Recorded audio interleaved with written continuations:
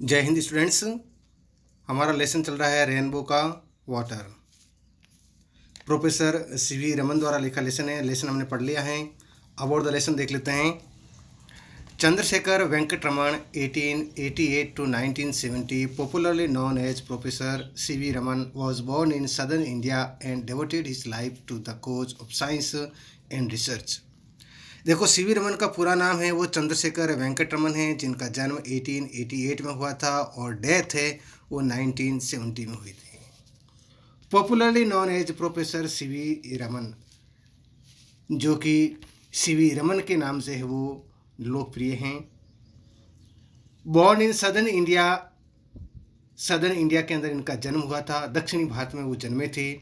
And devoted his life to the cause of science and research, और उन्होंने अपनी जिंदगी को विज्ञान और अनुसंधान के प्रति समर्पित कर दिया। डेवोटेड का मतलब होता है समर्पित कर देना। He was awarded the Nobel prize in physics, physics के अंदर उनको है वो नोबेल प्राइज़ भी मिला। The theory he expounded is called the Raman effect, और उन्होंने एक सिद्धांत का प्रतिपादन किया था जिसका नाम द रैमन इफेक्ट है, रैमन प्रभाव कहा जाता है। He worked to popularise science by using an easy, charming and witty style which is free from scientific jargon.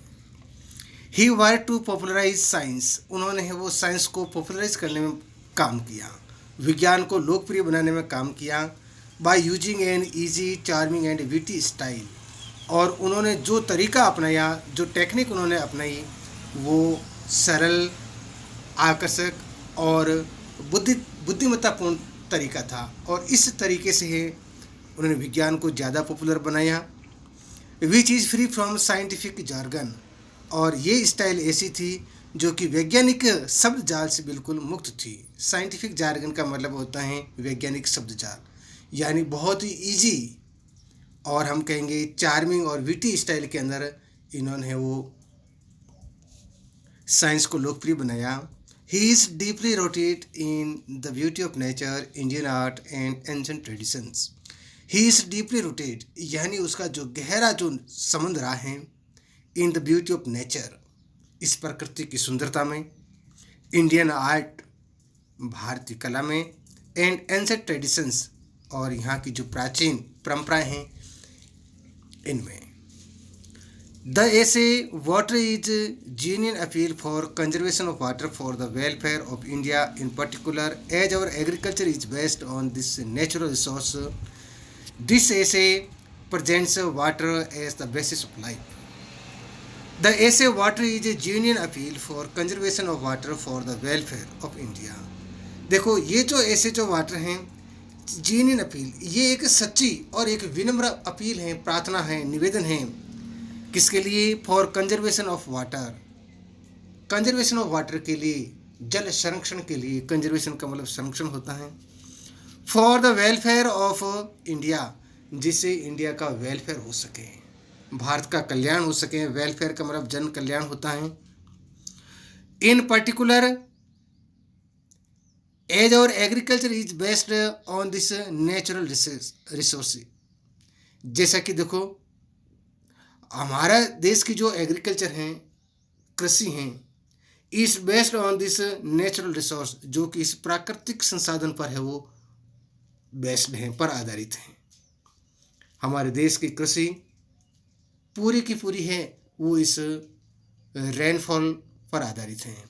This essay presents water as a basis of life, और ये जो निबंध है वो एक हम जीवन के आधार के रूप में वो प्रस्तुत करता है। ग्लोसर देख लेते हैं। एलेक्जर का मतलब होता है in Hindi amrit, liquid which is considered essential for immortality. इसका मतलब अमृत होता है और एक ऐसा पदार्थ जो कि इमॉर्टलिटी प्रदान करता है। Draught, an amount of liquid drunk at one time without stopping. घूंट, यानी एक तरल पदार्थ की वो मात्रा जो एक ही बार में है वो बिना रुके ली जाती है, पिया जाता है उसको। लीबियन डेजर्ट, ये एक प्रकार का रेगिस्तान है। A large desert in north eastern Africa, जो उत्तरी और पूर्वी अफ्रीका के अंदर एक बहुत बड़ा रेगिस्तान है। Valley of Nile. The Valley of the Nile is the vast area watered by river Nile in eastern Africa. ये नील नदी घाटी जो हैं वो पूर्वी अफ्रीका के अंदर हैं, जो कि एक बहुत बड़ा जल क्षेत्र है। Sea of billowing sand, large windy desert, इसका मतलब होता है बहुत बड़ा एक तूफानी रेगिस्तान। टीमिंग का मतलब होता है फुल ऑफ या ब्रिमिंग विथ, यानी परिपूर्ण होना, से भरपूर होना। The Mediterranean, a large body of water surrounded by Europe, Africa and Asia. भूमध्य सागर कहेंगे जिसको। लार्ज बॉडी ऑफ वाटर यानी पानी का एक बहुत बड़ी बॉडी है जो कि किससे घिरी हुई है, यूरोप, अफ्रीका और एशिया से। Silt, earthy material made of fine particles of soil or sand deposited by water। इसका मतलब होता है गाद या मिट्टी कहेंगे। आर्टली मटेरियल जो कि एक पृथ्वी या मिट्टी से बना हुआ पदार्थ होता है। फाइन पार्टिकल्स ऑफ सॉइल और सैंड, जिसको हम क्या कहेंगे, सैंड, रेत का ये एकदम फाइन पार्टिकल्स होता है, बढ़िया या उत्तम कण होते हैं। डिपोजिटेड बाय रिवर, जिसको नदी के द्वारा ला करके जमा कर दिया जाता है। जब नदी बहती हैं तो अपने साथ में बड़े भारी और बड़ी मात्रा में है वो इस प्रकार के कंकड़ पत्थर को लेकर के चलती हैं, और जब ये घिस घिस करके छोटे हो जाते हैं, उपजाऊ बन जाते हैं, तब इसे सिल्ट कहा जाता है। एबिसीनिया का मतलब होता है मॉडर्न एथोपिया। जो आधुनिक एथोपिया है उसको एबिसीनिया कहा जाता था। पाटेंट का मतलब होता है पावरफुल, शक्तिशाली। ट्रिकलिंग का मतलब होता है फ्लोइंग इन स्मॉल अमाउंट, यानी झरना, या हम कहेंगे रिसाव होना, यानी बहुत ही कम मात्रा के अंदर बहना। Crust, a hard outside coating या सरफेस। क्रस्ट का मतलब होता है एक बाहरी जो परत होती हैं जो कि बड़ी हार्ड होती हैं वो, या हम कहेंगे सतह, ऊपरी परत जो होती हैं उसको क्रस्ट कहते हैं, भूपर पट्टी कहते हैं। सोइल इरोजन का मतलब होता है वॉशिंग और wearing away of the surface of land by water और विंड। सॉइल इरोजन का मतलब होता है मृदा क्षरण या मिट्टी का कटाव। कैसे होता है देखिए, वॉशिंग और wearing away of the surface of land, यानी जमीन की जो ऊपरी जो परत हैं ये बह करके या उड़ करके चले जाना बाय वाटर और विंड, किसके द्वारा, या तो पानी के द्वारा और या फिर विंड, हवा के द्वारा। तो मिट्टी का कटाव मैंने दो कारण से होता है, एक तो जल के कारण और दूसरा है वो हवा के कारण। गलीज एंड रेविन्स का मतलब होता है narrow deep channels found by rain water, यानी जब बारिश का पानी बहता है तो उससे बहुत बड़े बड़े गड्ढे बन जाते हैं, गहरे गड्ढे बन जाते हैं, उसको कहते हैं गलीज एंड रेविन्स। नैरो डीप चैनल्स, गहरे मार्ग बन जाते हैं इस प्रकार के। रट्स का मतलब होता है नैरो ग्रोच और फ्यूरोज, यानी बड़ी बड़ी लकीरें। संकीर्ण, यानी संकीर्ण जो लकीरें बनती है उसको रट्स कहते हैं। टेरेसिंग का मतलब होता है द एक्ट ऑफ लेवलिंग, यानी कुछ समतल करने का जो काम होता है, समतल करना। टेरेसिंग का मतलब लेवल करना होता है। बंड्स का मतलब डैम्स होता है, जो बांध पानी को रोकने के लिए जो बनाए जाते हैं।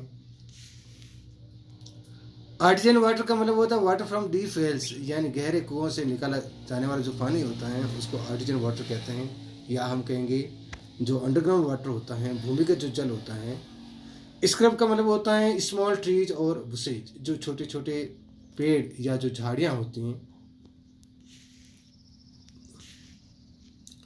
क्वेश्चन आंसर देखते हैं। एक्टिविटी फर्स्ट देखते हैं, comprehension. State whether the following statement are true और false, right T for true and F for false. Statement पढ़ने हैं और बताना है कि कौन सा स्टेटमेंट है वो सही है और कौन सा स्टेटमेंट गलत है। जो स्टेटमेंट सही है उसके आगे टी लिखना है, गलत स्टेटमेंट के आगे है वो एफ लिखना है। पहला है देखो, water has power to carry silt. पानी के अंदर है वो मिट्टी को ले जाने की शक्ति होती है। जी बिल्कुल होती हैं, पानी अपने साथ में है वो मिट्टी को है वो ले जाती हैं, तो ये अपना कथन सही है, टी होगा। दूसरा देखो, water has played an important role in shaping the course of the earth history. पानी ने इस पृथ्वी के इतिहास की दिशा को बदलने में बहुत महत्वपूर्ण भूमिका निभाई है। जी बिल्कुल निभाई है, सही बात है, टी लिखेंगे। What is not the basis of life. पानी जीवन का आधार नहीं है, ये बात गलत लिखी है। पानी जीवन का आधार है, तो ये कथन आपका गलत है, एफ हो जाएगा। फॉर स्टेटमेंट देखिए, conservation of water and afforestation are not connected with each other. जल संरक्षण और वनीकरण है वो आपस में एक दूसरे से कनेक्ट नहीं है, ये बात गलत लिखी है, इनका एक दूसरे के साथ में कनेक्शन है, संबंध है, तो एफ हो जाएगा। और स्टेटमेंट नंबर 5 देखें, soil erosion is harmful to successful agriculture. एक सफल कृषि के लिए है सोइल इरोजन हार्मफुल होता है, बिल्कुल सही बात है। सफल कृषि के लिए जो मिट्टी का कटाव है वो नुकसानदायक होता है, तो टी हो जाएगा। नेक्स्ट देखते हैं, टिक द करेक्ट अल्टरनेटिव। जो विकल्प सही है उसके ऊपर टिक का मार्क लगाना है। पहला सवाल देखिए, what is the true elixir. एक सच्चा एलिक्सर क्या है? हनी है, देसी घी है, मेडिसिन है, एक वाटर है। तो पढ़ा हमने लेसन, वाटर है। नेक्स्ट देखें question number 2, what is the cheapest form of the internal transport. Internal transport का वो सबसे सस्ता साधन कौन सा है? इंटरनल ट्रांसपोर्ट का मतलब होता है आंतरिक आवागमन का साधन।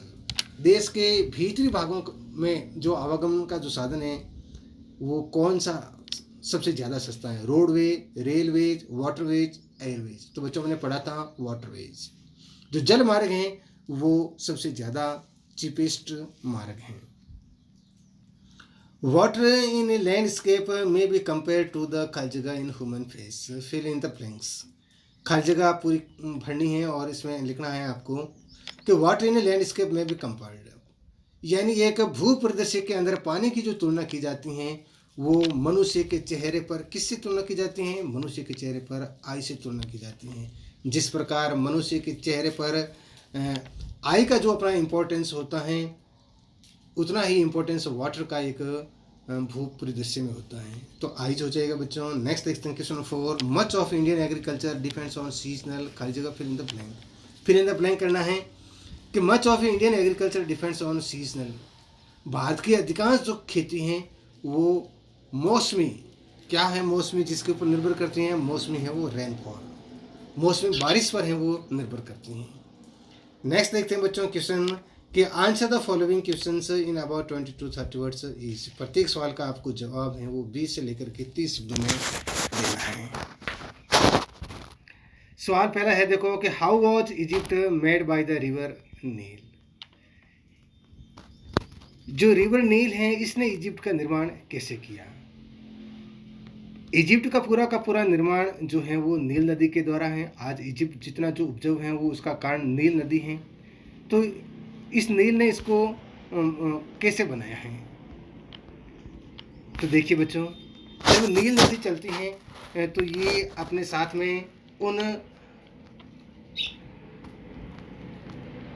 लार्ज और हैवी पार्टिकल्स को अपने साथ में ले चलती हैं और धीरे धीरे वो किस में कन्वर्ट हो जाते हैं?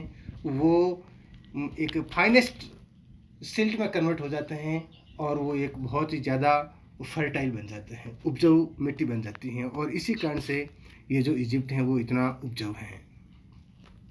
तो नील जो नदी है इसने क्या किया है? Brought finest silt in its flood waters and created its valley in Egypt. This fertile valley proved a boon in the creation of the civilization of Egypt. Next सवाल देखो, what made the wonderful difference between the Libyan desert and the valley of the Nile. What made of the wonderful difference between the Libyan desert and the valley of the Nile. इस सवाल में आपको जवाब देना है कि जो Libyan रेगिस्तान है और नील नदी घाटी है इसके बीच में किस बात ने वो ज़्यादा फर्क ला दिया है? तो पानी नहीं, और वो पानी किसका? नील नदी का। तो वाटर ऑफ रिवर नील इसने क्या कर दिया है? इनके बीच में डिफरेंस ला दिया है। जहाँ पानी है वहाँ तो एक उपजाऊ उपजाऊ घाटी का निर्माण हुआ है, और जहाँ पर पानी का अभाव रहा है वहाँ लीबियन डेजर्ट बना है। क्वेश्चन नंबर 3 देखो, how does water add to the beauty of the countryside. Countryside में यानी ग्रामीण इलाकों में या देहाती इलाकों में जो पानी है वो उसका सौंदर्य कैसे बढ़ा देता है? ग्रामीण इलाकों के अंदर जो ये पानी है उसका बहुत ज़्यादा इम्पोर्टेंस होता है और ये उस ग्रामीण क्षेत्र को बहुत ज़्यादा सुंदर बना देता है। देखो हमने लेसन पढ़ा है कि जो रेन फेड टैंक्स होते हैं यानी पानी से भरे हुए जो बड़े बड़े टैंक होते हैं वो बड़े ही कैसे दिखते हैं, ब्यूटीफुल दिखते हैं। गाँव के अंदर देखते हैं पानी से भरे लबालब जो तालाब हैं वो बहुत ही सुंदर दिखते हैं, तो इससे उनकी एक तो सुंदरता बढ़ जाती है। और इन पानी से भरे हुए तालाब के अंदर जब कोई आदमी सूर्य को राइज होते हुए और सेट होते हुए देखता है तो ये वास्तव में अपने आप में एक बड़ा ही एक मनोरम साइट होता है, एक बड़ा ही वंडरफुल साइट होता है। इसी कारण से इसकी तुलना है वो वाटर की तुलना किससे की गई है, ये आई से की गई है टू ह्यूमन फेस। जिस प्रकार मनुष्य के चेहरे पर आँखों का जो रोल होता है और जितना इम्पोर्टेंस होता है इतना का इतना इम्पोर्टेंस एक भूपरिदृश्य के अंदर वाटर का होता है। नेक्स्ट देखते हैं question number 4, what role do water tanks play in south Indian agriculture. दक्षिणी भारत की जो कृषि है उसके अंदर पानी का क्या रोल होता है। देखो हमने पढ़ा है कि साउथ इंडियन एग्रीकल्चर के अंदर जो है वहाँ की जो कृषि हैं वो किसके द्वारा की जाती हैं, बड़े बड़े जो तालाब बनाए होते हैं और उनसे वहाँ कृषि की जाती हैं और अधिकांश वहाँ का जो चावल है वो भी इनके अंदर ही उगाया जाता है। तो much of rice is grown in them. तो इस प्रकार हम देखते हैं कि वहाँ साउथ इंडियन एग्रीकल्चर के अंदर जो वाटर टैंक हैं वो क्या हैं, एक प्रकार के इरिगेशन का सोर्स हैं। बच्चों इरिगेशन का मतलब होता है सिंचाई का साधन है। नेक्स्ट देखते हैं question number 5, describe the formation of silt by river water. आपको बताना है, उल्लेख करना है कि रिवर वाटर के द्वारा हैं वो किस प्रकार से सिल्ट का निर्माण किया जाता है। नदी का जो जल है वो एक उपजाऊ मिट्टी का निर्माण कैसे करती हैं। तो जब नदी चलती हैं तो अपने प्रवाह के अंदर बहुत बड़े और भारी जो पदार्थ हैं उसको पा लेती हैं और धीरे धीरे ये पदार्थ है वो आपस में रगड़ करके महीन बारीक हो जाते हैं और एक उपजाऊ मिट्टी में बदल जाते हैं। तो क्या हो जाएगा, आपकी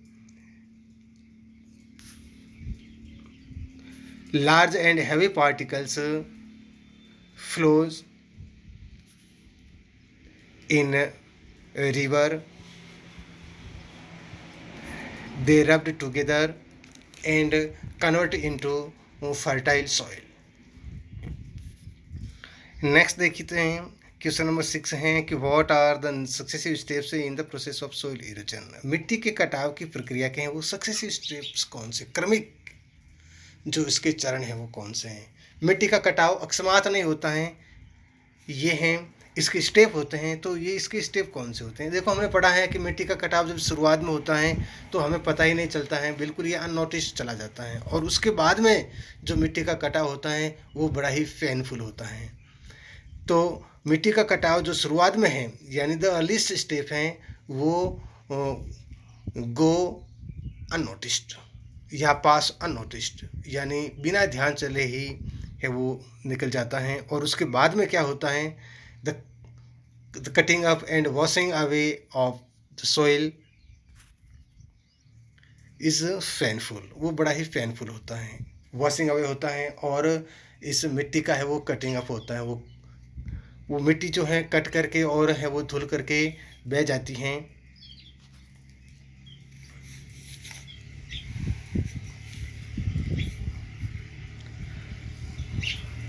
नेक्स्ट देखते हैं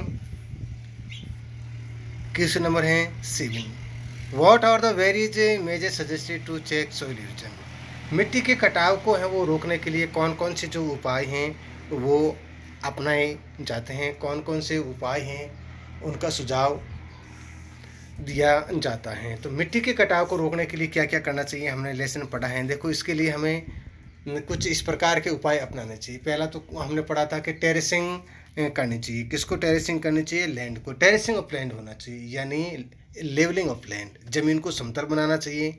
और क्या करना चाहिए, काउंटर कल्टीवेशन, सीढ़ी नुमा खेती करनी चाहिए। कंस्ट्रक्शन ऑफ बंड्स, बांधों का हमें निर्माण करना चाहिए। और क्या करना चाहिए, प्लांटेशन ट्रीज और पेड़ों को है पौधरोपण करना चाहिए। ये कुछ इस प्रकार के उपाय हैं जिनको अपना करके हमें वो मिट्टी के कटाव को रोक सकते हैं। नेक्स्ट बच्चों हैं answer the following questions in about 60 to 80 words. 60 से लेकर के 80 शब्दों में उत्तर देना है। पहला है देखो लिखा है कि what is the writer compare water with elixir. बच्चों सवाल है कि लेखक ने है वो पानी की तुलना एलिक्जर से क्यों की है। देखो एलिक्जर क्या होता है, ये एलिक्जर एक प्रकार का इमेजनरी लिक्विड है, एक काल्पनिक तरल पदार्थ होता है जो क्या प्रदान करता है, गिव इमॉर्टलिटी देता है, यानी अमर बना देता है। तो इसी प्रकार पानी का भी इतना इम्पोर्टेंस है। पानी क्या करता है, ये हमारे प्लांट और एनिमल्स की जो लाइफ है इसको सस्टेन बनाए रखता है। पानी नहीं है तो नो वाटर नो लाइफ, जिंदगी नहीं है। तो इस प्रकार से इसकी जो तुलना है वो एलिक्जर से की गई है। और कोई भी जो फिजियोलॉजिकल जो एक्टिविटी है वो विदाउट वाटर नहीं हो सकती। कोई भी जैविक गतिविधि है वो बगैर पानी के नहीं हो सकती। ना तो पेड़ पौधे ग्रो कर पाएंगे और ना ही कोई जीव जंतु या मनुष्य हैं वो अपने जीवन को बना पाएंगे। तो इसलिए जो ये वाटर है वो बहुत ही इम्पोर्टेंट है। और जो वाटर हैं वो पूरे के पूरी जो लाइफ का है वो बेसिस है। ऑल एनिमल्स और प्लांट्स लाइफ हैं उसका बेसिस क्या है, वो वाटर है। क्योंकि हम देखते हैं कि किसी न किसी मात्रा के अंदर ही ये जो वाटर हैं वो देखने को मिलता है। प्लांट्स पेड़ पौधे हैं वहीं ग्रो कर पाएंगे जहाँ मिट्टी के अंदर मॉइस्चर देखने को मिलेगी। मॉइस्चर का मतलब क्या होता है, नमी, गीलापन। तो वो भी एक प्रकार का पानी है। तो इस प्रकार हम कह सकते हैं कि पानी है वो बहुत ज़्यादा जीवन के लिए ज़रूरी है और इसी कारण इसको है वो एलिक्जर की संज्ञा दी गई है। इसके अलावा ये जो वाटर का जो इम्पोर्टेंस है वो एग्रीकल्चर में है। और भी ऐसे बहुत सारे हमने हैं वो देखे हैं। जैसे अगर हमें इलेक्ट्रिसिटी प्रोड्यूस करनी है तो किसकी ज़रूरत पड़ती है, पानी से बिजली का उत्पादन होता है। नेक्स्ट सवाल देखिए, why is water conservation necessary for our country. देखिए हमारे देश के लिए है वो वाटर कंजर्वेशन आवश्यक क्यों है, हमारे देश के लिए पानी का संरक्षण है वो ज़रूरी क्यों है। देखिए पहली बात तो ये है कि हमारा देश एक कृषि प्रधान देश है। और कृषि किसके ऊपर निर्भर करती है, कृषि है वो एक मानसून का जुआ है। यानी कृषि किसके ऊपर निर्भर करती है, मानसून पर निर्भर करती हैं। जब अच्छी बारिश होती है तो हो जाती है कृषि, और बारिश नहीं होती है तो अकाल पड़ जाता है। इसलिए वो हमें वो पानी का कंजर्वेशन करने की ज़रूरत होती है। देखो India is mainly agriculture country. मुख्य रूप से भारत कैसा है, वो एक एग्रीकल्चर कंट्री है। और पूरी की पूरी इंडिया की जो इकोनॉमी है वो भी किसके ऊपर बेस्ड है, ये भी है वो एग्रीकल्चर के ऊपर बेस्ड हैं। अगर कृषि अच्छी होती हैं तो इंडिया इकोनॉमिकली ग्रोथ कर पाएगा, नहीं तो नहीं कर पाएगा। और इस कारण से जो एग्रीकल्चर जो है डिपेंड्स ऑन सीजनल रेनफॉल। किसके ऊपर डिपेंड्स करती हैं, सीजनल रेनफॉल पर। और अब सीजनल रेनफॉल की क्या खासियत होती है, सीजनल रेनफॉल जो होती हैं वो अपने आप में इनएडिक्वेट और इरेगुलर होती हैं, अपर्याप्त होती हैं, अनियमित होती हैं। और इस कारण से जो हमारी जो एग्रीकल्चर होती हैं सफर्स बैडली, बहुत बुरी तरीके से वो प्रभावित होती हैं। इस कारण से है वो वाटर कंजर्वेशन है वो नेसेसरी हैं, जरूरी हैं, आवश्यक हैं।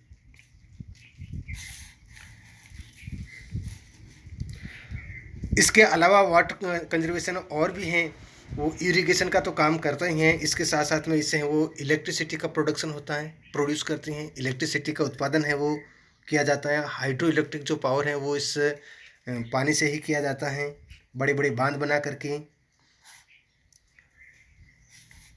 तो ये कुछ मेन कारण हैं जिसके कारण हमारे देश के अंदर वाटर कंजर्वेशन है वो नेसेसरी है। बच्चों नेक्स्ट देखते हैं क्वेश्चन नंबर 3 कि what is the basis of life, elaborate with reference to human, animal and plant life. What is the basis of life, पानी जीवन का आधार है। वही घूम फिर के वापस सवाल आ रहा है कि पानी है वो जीवन का आधार है। इसको आप है वो मनुष्य, जानवर और पेड़ पौधों के रेफरेंस देते हुए बताइए। देखो रेफरेंस देना है तो ह्यूमन ह्यूमन यानी हम जो इंसान लोग हैं वो विदाउट वाटर नहीं रह सकते हैं। कोई भी है वो बायोलॉजिकल एक्टिविटी है वो विदाउट वाटर हैं वो नहीं हो सकती हैं। तो इंसान को जीवित रहने के लिए पानी की ज़रूरत है। एनिमल एनिमल हैं जो इनको भी जीवित रहने के लिए वाटर की ज़रूरत होती है। बगैर वाटर ये भी है वो अपनी लाइफ को सस्टेन नहीं कर पाएंगे।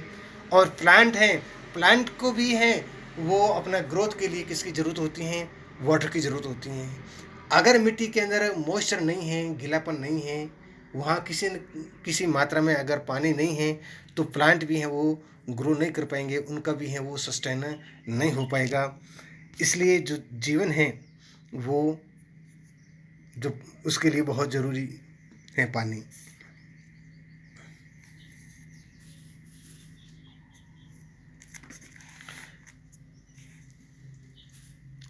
नेक्स्ट देखो क्वेश्चन 4 है कि what are the major uses of water for the development of modern age. अब मॉडर्न एज की डेवलपमेंट के लिए वो वाटर का जो मेजर यूजेज है वो क्या है। आधुनिक युग में विकास के लिए पानी का जो मुख्य जो इसका उपयोग है वो क्या है। विकास कार्य में पानी का वो कितना इम्पोर्टेंस है वो बताना है। विकास कार्य में तो देखते हैं बहुत ज़्यादा इसका इम्पोर्टेंस है। कैसे? एक तो हम देखते हैं कि जो इंटरनल ट्रांसपोर्ट है उसके लिए ये ज़रूरी है। जब देश की जो नदियां हैं उसको आपस में कनेक्ट कर दिया जाता है तो देश के भीतरी भागों में जो आवागमन का जो साधन है वो वाटरवेज है वो सबसे सस्ता और सुगम है। दूसरा, वाटर का क्या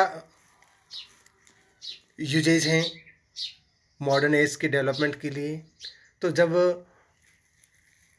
पानी का कंजर्वेशन हो जाता है, बड़े बड़े बांध बना दिए जाते हैं और उससे है वो बिजली का उत्पादन किया जाता है। तो जल विद्युत का उत्पादन भी है वो इससे किया जाता है। और जल विद्युत के उत्पादन से जो अंडरग्राउंड वाटर हैं जो वेल जो ट्यूबवेल का है उसको भी वो काम में लिया जा सकता है। तो हाइड्रो इलेक्ट्रिक पावर है इसका भी जो उत्पादन है वो इससे जल से किया जाता है। और बिजली उत्पादन से तो और भी है वो विकास कार्यों में है वो नया चांद लग जाता है।